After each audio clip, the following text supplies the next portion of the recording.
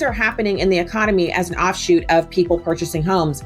That segment is stagnant. And I think it's suppressing the jobs creation that could be happening if the rates were lower. Am I in the right zone?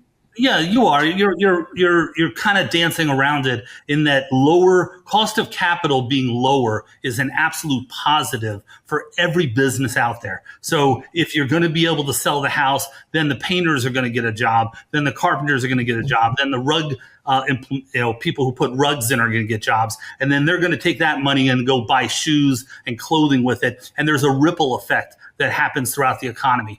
And lower interest rates are the catalyst for that. So there's no question about it. Lower rates are going to stimulate everything. There are certain sectors of the market that are going to benefit more than others. But overall, the world economy is going to do very well as a result of the U.S. finally lowering its interest rates. So they're saying it could happen this month. The Fed will meet and they could possibly lower the rate. But if they only do 0.25%, can that help? Like, are people going to jump in the market for that tiny of a rate cut? Well, you have mortgage rates dropping today tremendously. So you have to remember that the Fed fund rate and the discount rate are the two rates that the Fed can actually use. They lower those rates. All the other rates are done by a free open auction. So the supply and demand for mortgages is dictated by supply and demand, not by the Fed. But the Fed can give directions, and that's what they're going to be doing by dropping, hopefully dropping by 50 basis points, the Fed funds rate and the discount rate September 17th.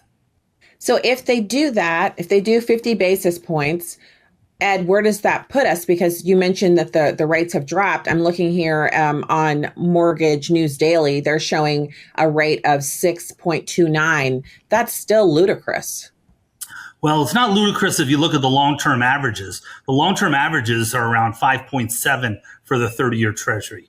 So we just got, really drunk with lower rates for a long time. And if you didn't take advantage of it, I did just at the last minute. I got a 3.2% rate on my mortgage. But if you didn't take advantage of it, you're probably not going to see a 3.2% rate for the next 10, 15 years. You're probably going to see it in the mid to higher fives. So you're not going to see a huge drop in mortgage rates. So anybody out there looking for a much lower rate, they're going to be looking for a long time. For full shows, live and on demand, it's Salem News Channel.